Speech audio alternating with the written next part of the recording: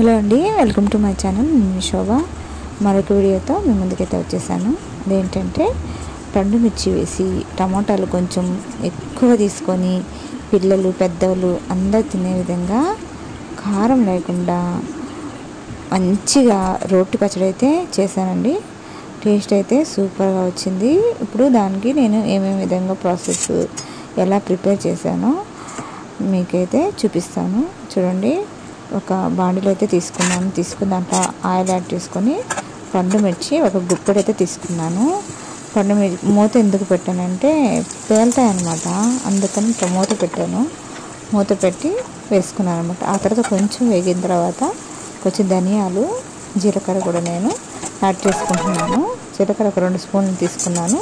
ధనియాలు కొంచెం చేతికి ఒక 4 స్పూన్లు ధనియాలు అనుకోండి వేసాను అనమాట. అవి కూడా వేగిన తర్వాత తీసుకొని పక్కనైతే ప్లేట్లో తీసుకొని నేను పక్కన పెట్టేసుకుంటున్నాను.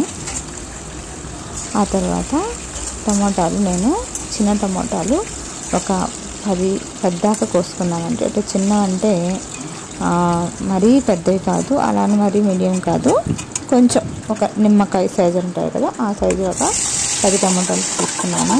ఎందుకంటే కారం లేకుండా ఉండడానికి అయితే నేను తీసుకున్నానండి.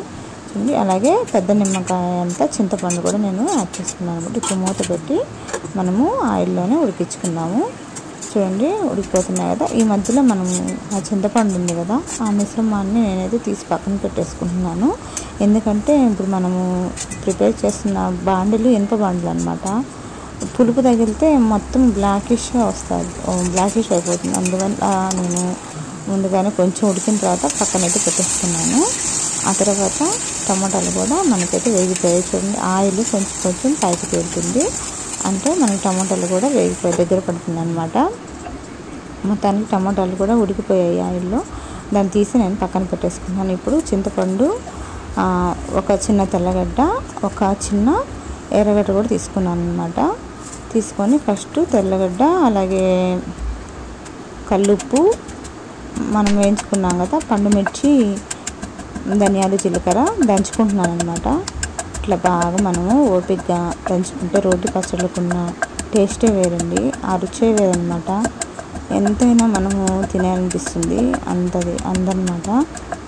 అందులోనూ హెల్త్కి చాలా మంచిది. మనం మిక్సీలో కూడా పట్టుకోవచ్చు, కానీ మిక్సీలో పట్టుకుంటే టేస్ట్ అయితే మారిపోతుంది. ఫస్ట్ మనం ప్రిపేర్ చేసినప్పుడు ఒక టేస్టు, మరుసటి రోజు ఒక టేస్టు, ఆ మరుసటి రోజు ఒక టేస్టు, అలా టేస్ట్ అనేది చేంజ్ అవుతుంది అనమాట. ఎందుకైతే నాకైతే తెలియదు. ఇలా మనం దంచుకుంటే అసలు ఫస్ట్ రోజు మనం ఏ టేస్ట్లో అయితే ఉందో అదే టేస్ట్ మనకి పచ్చడి అయిపోయే వరకు అయితే ఉంటుందండి. నాకైతే రోటి పచ్చళ్ళు అయితే చాలా ఇష్టము. నేను మోస్ట్లీ ఓపిక ఉన్నంతసేపు రోటి పచ్చడికే ప్రిపేర్ చేస్తాను అనమాట. ఎప్పుడైనా టైం కుదిరినప్పుడు మాత్రమే మిక్సీకి వెళ్తాను. ఇప్పుడు ఇది దంచేసుకున్నాం కదా, ఇప్పుడు చింతపండు కూడా యాడ్ చేసుకుంటున్నాను అనమాట. చింతపండు కూడా యాడ్ చేసుకొని కొంచెం బాగా మెదిగేంత వరకు ఇలా దంచుకోవాలి.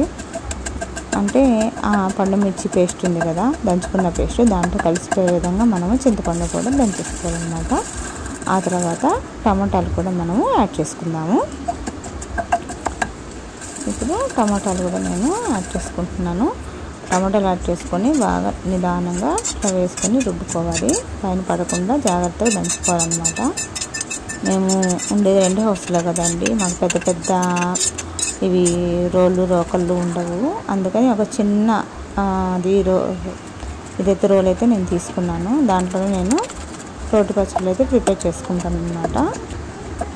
చూడండి, అసలు పచ్చడి దంచుతుంటేనే నోట్లో అయితే నీళ్ళు ఊరిపోతున్నాయి అనమాట. ఎప్పుడెప్పుడు అయిపోతుంది, ఎప్పుడప్పుడు వేడి వేడి అన్నంలో కొంచెం పచ్చడి వేసుకొని లైట్గా అట్లా నెయ్యి వేసుకొని సైడు ఉప్పు, అది మనము ఇది ఉంటుంది కదా ఉప్పు చేప కానీ వేయించుకొని తింటుంటే ఒక ప్లేట్ తినేవాళ్ళు 2 ప్లేట్ తినేస్తారు. అంత బాగుంటుందన్నమాట.